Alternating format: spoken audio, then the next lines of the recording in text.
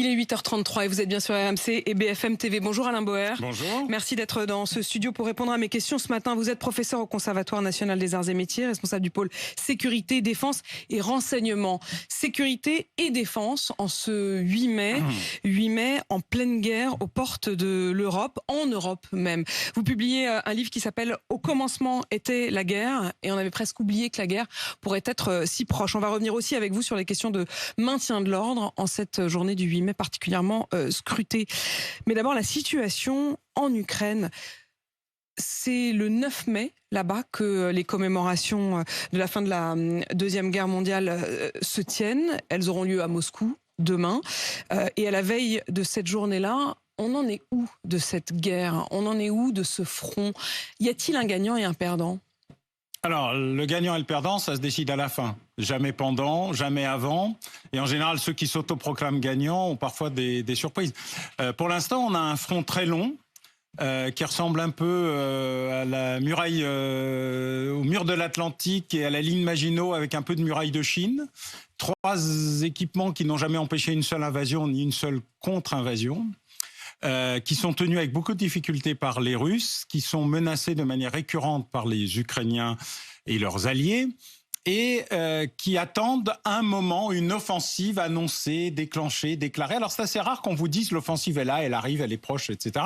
Il y a à la fois de la propagande, de la manœuvre psychologique et aussi une réalité physique, qui a amené d'ailleurs le patron du groupe Prigojine, le Raspoutine local, monsieur du groupe Wagner, monsieur Prigojine, à dire écoutez, faut qu'on dise que la guerre est gagnée maintenant, parce qu'autrement, à un moment ou à un autre, les Ukrainiens vont percer. Alors percer, c'est toujours possible. Le problème, c'est est-ce que la percée amène un effondrement ou un effet domino sur les Russes? C'est ce que les Russes craignent aujourd'hui de manière assez déterminée, et donc ils essayent désespérément de protéger des poches. Comment la poche tenir de Kherson pour la Crimée, la poche de Louhansk-Donetsk pour éviter l'effondrement de tout ce qu'ils avaient gagné depuis 2014 et même avant 2014. Je rappelle que cette guerre a 9 ans et pas 8 ans, et pas 1 an comme tout le monde le pense. Et puis probablement une percée sur la mer d'Azov, ce qui amènerait à casser la continuité territoriale entre la Crimée, Kherson et la Russie, et c'est Melitopol, Mariupol. Donc il y a des enjeux considérables et les Ukrainiens ont plus de cartes que les Russes pour percer. Mais est-ce que la percée va amener un effondrement? C'est la grande question. Parce que les Russes ne pourront pas tenir, c'est au fond ce que reconnaît lui-même le patron de Wagner, ne pourront pas tenir la ligne de front bien longtemps. On ne peut pas tenir tout partout.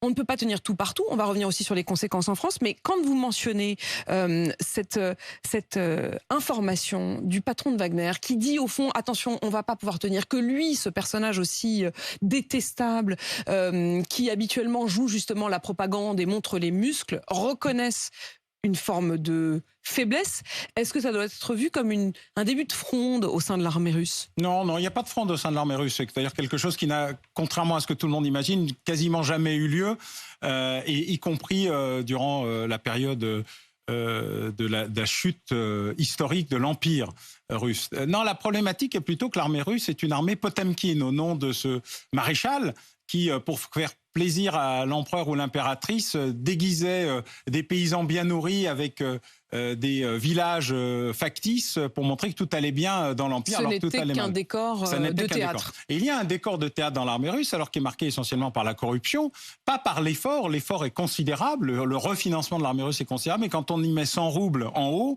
il en reste 10 en bas. Et quand il en reste 10, c'est une bonne nouvelle. Donc il y a un problème, c'est que l'armée russe a redécouvert qu'elle était en partie une armée Potemkin. Pas sa partie nucléaire et stratégique, sur lequel à peu près personne n'a vraiment joué, mais sur le reste. Le reste, aujourd'hui, ce qui fait fonctionner l'armée russe, c'est des équipements des années 50, 60, 70, 80.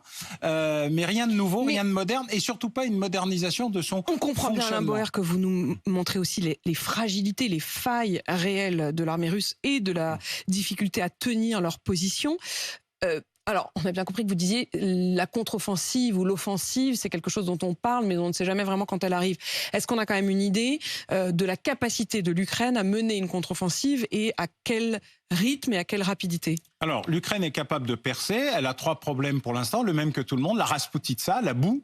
c'est-à-dire le dégel et le fait que, notamment les unités de chars lourds, parce que l'Ukraine a demandé beaucoup de chars lourds, encore faudrait-il qu'ils puissent bouger, ce qui n'est pas encore le cas. Donc il y a encore quelques semaines. C'est les conditions climatiques, donc on attend le printemps, quoi. Que ça sèche. Par contre, il y a eu une immense bataille de chars au mois de mars, où l'Ukraine, sans un seul char, on a détruit près de 300, avec des unités au sol et des petits missiles portatifs et un guet-apens qui a parfaitement fonctionné. Donc, il faut bien voir qu'en matière de défense, l'Ukraine est extrêmement proactive et donne d'excellents résultats, y compris dans des centaines d'attaques sur le territoire russe, notamment avec des drones et sur des positions proches de la frontière, des dépôts d'essence, voire même des bases aériennes stratégiques russes avec des drones qu'ils ont eux-mêmes fabriqués ou bricolés, puisque certains d'entre eux sont d'anciens drones russes.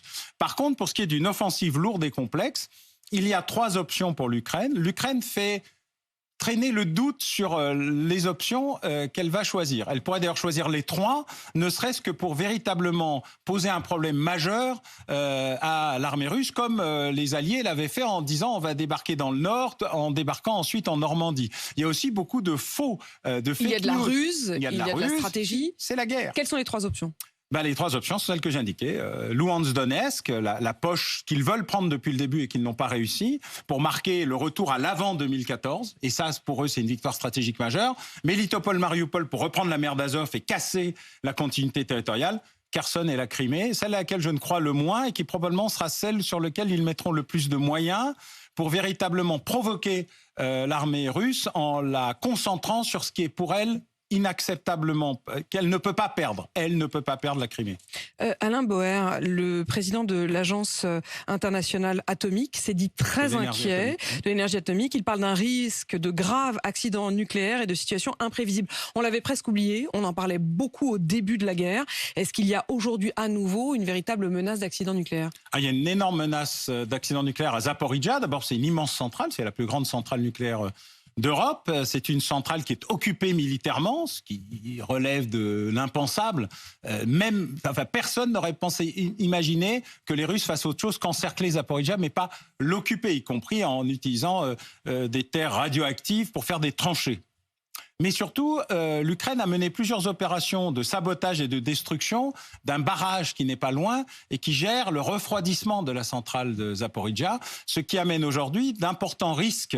Alors c'est à la fois un enjeu pour forcer les Russes à éventuellement quitter Zaporijjia, c'est aussi un énorme risque, comme l'a rappelé le patron de l'Agence internationale de l'énergie atomique, sur le thème. Il peut y avoir un accident et chaque jour qui passe amène un accident, à la fois par l'épuisement des équipes qui sont là-bas et qui sont totalement sous le joug. Même Rosatom, l'agence russe qui a repris le contrôle, alors même qu'elle n'était même pas informée de l'opération militaire, ce qui prouve les petits sujets de coordination chez nos amis russes, et dit qu'elle a le plus grand mal à faire fonctionner normalement, avec le moindre de risque possible. Ils sont à bout de souffle, au fond. Ils sont tous à bout de souffle.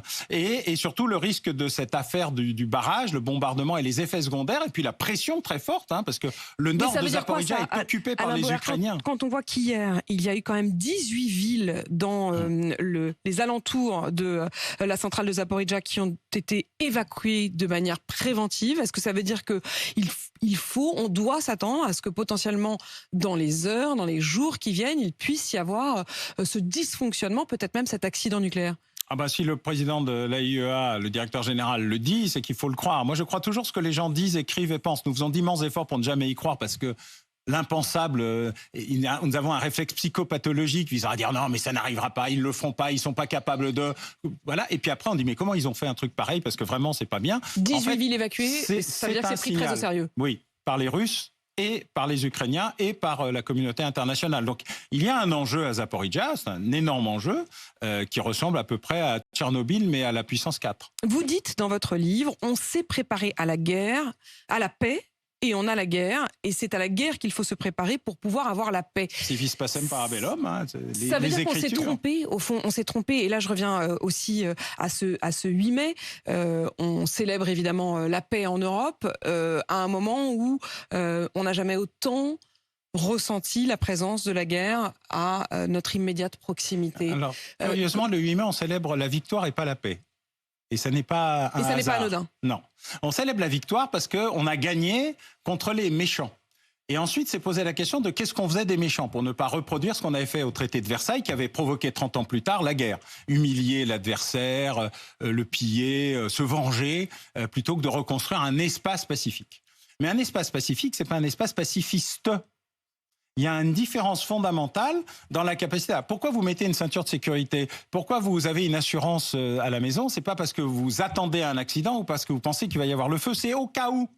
Et le au cas où est un élément majeur de la survie des pays, des États, des nations. Nous avons oublié les États, les nations, les tribus, les foi et les frontières. Nous avons considéré que le monde était désormais un monde de bisounours gentils qui gambadaient dans la luzerne avec des clients et des fournisseurs, plus d'adversaires, plus d'alliés, plus d'ennemis. Une sorte d'Erasmus géant pour globalisation heureuse, uniquement économique et financière. Et nous nous sommes préparés en matière sanitaire, en matière sécuritaire et en matière militaire à ce qu'il ne se passe rien. C'est très étonnant de se préparer à rien.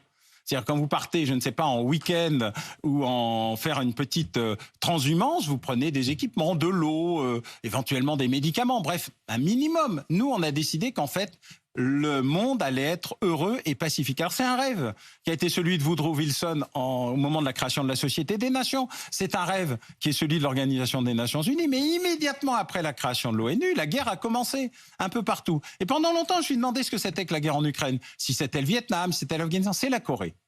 La Corée, c'est une guerre qu'on a tous oubliée, 3 millions de morts. Séoul pris et repris 4 fois. Et une guerre où la technologie a été confrontée à la masse chinoise et coréenne du Nord. Et de ce moment-là, les Américains ont compris qu'il y avait un problème avec ce qu'on appelle la guerre d'attrition. Pour prendre un exemple, eh bien, les Russes ont un système qui s'appelle, une mémoire qui s'appelle la Grande Guerre du Nord. Tout le monde a oublié, c'est la guerre entre l'Empire russe et l'Empire suédois. Il se trouve que la Suède a été un empire, et un empire relativement conquérant. Et les Russes et les Suédois ont fait la guerre. Les Russes ont perdu, gagné. À la bataille de Poltava, qui par ailleurs se trouve en Ukraine. Et donc, l'attrition, c'est je renouvelle mes troupes jusqu'à l'épuisement de l'adversaire.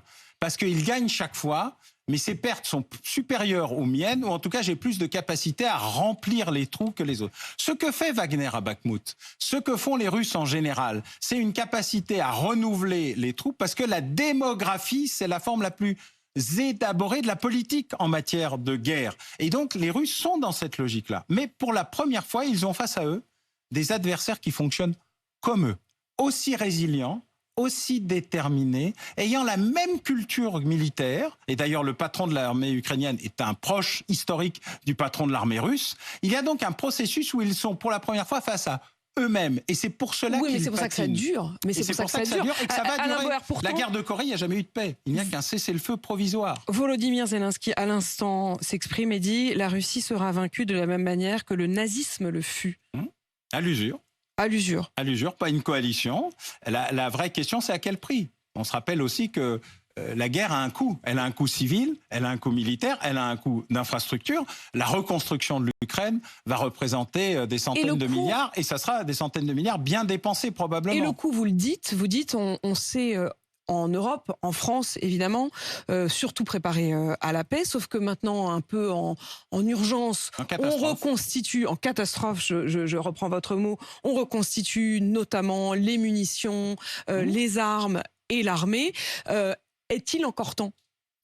Alors, il n'est jamais trop tard, mais il est très tard. Et donc, on a la chance d'avoir une loi de programmation militaire à 413 milliards d'euros, qui est l'une des plus gros efforts financiers formels présenté depuis très longtemps. Un chef d'état-major des armées, le général Burkhardt, qui a réussi à avoir une théorie de la guerre qui est celle de la haute intensité. On a rajouté désormais la longue intensité pour prendre en compte le fait que la guerre désormais s'est durée longtemps et pas au bout de 5 jours, 7 jours, c'était fini. Donc on est dans des processus où on réapprend la résilience, et c'est un vrai sujet, où on apprend qu'il faut des matériels qui résistent et pas seulement de la haute technologie qui est plus fragile, la condition opérationnelle des armées. En fait, on avait construit une armée expéditionnaire, faire des petites opérations, et échantillonnaire, un peu de tout, beaucoup de rien. Maintenant, on reconstitue tout, mais on ne reconstitue pas en 3 minutes. On ne reconstitue pas notre outil industriel, notre outil sanitaire, notre outil sécuritaire, notre outil militaire, juste en claquant des doigts. Deuxièmement, il faut financer tout ça. Or, il y a des effets d'annonce, et puis il y a la réalité. Alors, il y a une bataille menée par le ministre des Armées, avec beaucoup de détermination, contre Bercy, Matignon et quelques autres qui expliquent que oui, bien sûr, mais plus tard. Et donc, pour l'instant, on sera prêt en 2035 à la guerre de 2022-23. Donc c'est un peu lent. Donc on est décalé. On est décalé. Et puis par ailleurs, se préparer à la guerre d'hier nous permet pas d'avancer sur celle de demain. C'est presque une guerre donc de on retard. a des problèmes de défense opérationnelle du territoire. On a peu de gens et peu organisés et peu structurés. C'est vraiment dommage parce que la citoyenneté et le patriotisme existent dans ce pays, mais il faut aller la chercher et puis recréer aussi une certaine forme de confiance. On l'a vu dans le fonctionnement de ce qu'on appelait la première ligne de front, celle des soignants et des non-soignants durant la pandémie. On a le même problème en matière militaire et on a aussi le même problème en matière sécuritaire. Puisque vous pouvez constater que la déficience en unités spécialisées de maintien de l'ordre se fait cruellement sentir quand la question se pose. Et c'est pour ça qu'il y a parfois, et qu'il y a eu, évidemment, toutes ces images décalées, là encore, en termes de maintien de l'ordre, avec quelques unités que l'on balade d'un point à un autre, mais qui ne sont pas toujours justement là où elles devraient être. Alain Boer, vous faites la transition toute trouvée entre les questions de défense et les questions de sécurité, puisqu'en cette journée de 8 mai, il y aura aussi des commémorations sur le terrain, avec Emmanuel Macron qui sera à Paris et qui sera à Lyon. Des manifestations et des rassemblements qui ont été interdits. Fallait-il en arriver là ? De toute façon, les préfets peuvent toujours essayer de faire ce qu'ils veulent, mais j'ai noté que les tribunaux annulaient massivement les arrêtés qui interdisaient les manifestations, parce que la manifestation est un droit, le 8 mai comme le 14 juillet, comme le 1er mai. Après, les manifestations peuvent dégénérer, c'est tout le problème à la fois du renseignement préalable, qui se fait plutôt bien, et de la capacité d'intervention sur le terrain, qui se fait de manière plus ou moins complexe, parce qu'on n'a toujours pas réussi à moduler maintien de l'ordre, sécurité publique, police judiciaire, interpellation et renseignement. Le renseignement donne beaucoup d'éléments. Alors, parfois, mais qui ne sont pas suffisamment utilisés. Ils sont suffisamment utilisés, mais quand vous avez supprimé beaucoup de CRS et de gendarmes mobiles, vous les remplacez pas par les unités des brigades anticriminalité ou des compagnies de marche de la préfecture. Il y a un moment où la spécialisation, c'est un sujet. Les manifestants se retrouvent face à des policiers qui ne savent pas gérer. Alors en fait, on a 3 catégories. On a des professionnels de la manif contre des professionnels du maintien de l'ordre, ça se passe pas trop mal. On a des amateurs de la manif face à des professionnels du maintien de l'ordre, c'est plus ou moins compliqué, c'était les gilets jaunes. Et puis on a des amateurs de la manif face aux amateurs du maintien de l'ordre, ça a été le pire des gilets jaunes après l'épuisement de toutes les forces disponibles et 52 week-ends de manifestations. Là, on est dans un univers un peu intermédiaire. On a des black blocs très déterminés, très organisés, très professionnalisés. On a des gens qui viennent pour tuer et blesser des policiers, ça c'est nouveau. Avant, on se battait contre l'institution. Aujourd'hui, on se bat contre des humains. On l'a vu apparaître dans les banlieues ou dans les cités ou dans les endroits un peu difficiles avec les guet-apens. Avant, on attaquait des policiers parce qu'ils venaient perturber un deal ou qu'ils venaient à un endroit où ils n'étaient pas attendus. Maintenant, on les fait venir, y compris des pompiers d'ailleurs, et pas seulement des policiers, ce qui montre que le sujet a changé de nature et s'est même dégradé ou aggravé, comme on veut. Et puis, on a des gens qui viennent manifester parce qu'ils ont envie de manifester, qui sont plus ou moins énervés. On l'a vu d'ailleurs à Sainte-Soline, dans l'environnemental, avec une manifestation décomposée en 3 morceaux où on venait cocher sa petite croix. Je suis un manifestant pacifique à gauche, je suis un manifestant un peu énervé, palourde verte ou targue rose, et puis je suis très vénère et je vais mettre mon drapeau sur Sainte-Soline et attaquer les policiers. Et là, on était dans le koh-lanta de la manifestation, un affrontement structuré, organisé et volontaire. Et ça, c'est nouveau parce qu'on attaque des gens et pas seulement des uniformes. Il y a en effet ces black blocs dont on parle beaucoup, qui sont le plus souvent des militants d'extrême gauche. Il y a eu ces manifestations saisissantes, des images que je voudrais que vous puissiez voir si vous êtes sur BFM TV, mais je les décris pour ceux qui nous écoutent sur RMC, d'une centaine de manifestants néofascistes dans les rues de Paris. C'était samedi, véritablement habillés en fascistes, avec des slogans fascistes, et qui, eux, ont été visiblement autorisés à manifester. Est-ce que c'est pas un 2 poids 2 mesures là ? Alors il y a une différence entre interdit, pas autorisé et autorisé. Il y a les manifestations non autorisées qui ne sont pas réprimées. Ça arrive. Alors je ne sais pas quel est le statut de la manifestation de samedi, parce que je n'ai pas eu le temps de vérifier encore si c'était juste une manifestation spontanée non réprimée, ou si c'était une manifestation qui avait pu être interdite ou qui avait été officiellement autorisée. Par ailleurs, il y a des tas de manifestations avec des faux semblants, des faux pavillons. On dit qu'on vient manifester pour le 8 mai. Alors, je précise d'ailleurs qu'on ne les reconnaît comme d'extrême droite que par leur drapeau, pas par leur accoutrement. L'accoutrement est aussi noir que pourrait l'être un black bloc. Et si quelqu'un fait la différence, il est très fort. En plus, la manifestation était visiblement en hommage à un de leurs militants. Ils se réunissent, disent-ils, chaque année autour du 8 mai pour rendre hommage à un de leurs manifestants qui s'est accidentellement tué alors qu'il fuyait justement une interpellation de la police. Donc c'est un mécanisme. Alors peut-être que la police les a laissés faire, peut-être qu'elle a décidé de ne pas aller à l'affrontement. Mais c'est vrai que le contraste, dans un moment où on a l'impression que chaque rassemblement est interdit, paraît assez saisissant. Je pense qu'en tout état de cause, la liberté de manifester ne doit pas être traitée, pour éviter des casserolades et des hurlements, par un excès d'interdiction. Je pense que le gouvernement et les préfets ont tort. D'ailleurs, la direction des libertés publiques les a rappelés à l'ordre sur cette question. Je trouve tout à fait naturel que le président de la République puisse aller là où il veut, y compris à la prison de Montluc, pour saluer la mémoire de Jean Moulin, qui devrait être respectée par tout le monde. Mais ceci posé, à partir du moment où il va dehors, il va à la confrontation. D'ailleurs, il aime ça, paraît-il, avec les citoyens. Les citoyens ont des choses à lui dire. Ils ont le droit de les dire, même avec des casseroles et des sifflets. Et des préfets devraient revenir à ce que la direction de liberté publique leur a rappelé, c'est-à-dire que l'excès de zèle nuit. Les préfets ont donc tort d'interdire ces rassemblements. Alain Boer, merci d'être venu dans ce studio. Je rappelle le titre de votre livre, Au commencement était la guerre, et c'est publié chez Fayard. Il est 8h53 sur RMC BFM TV.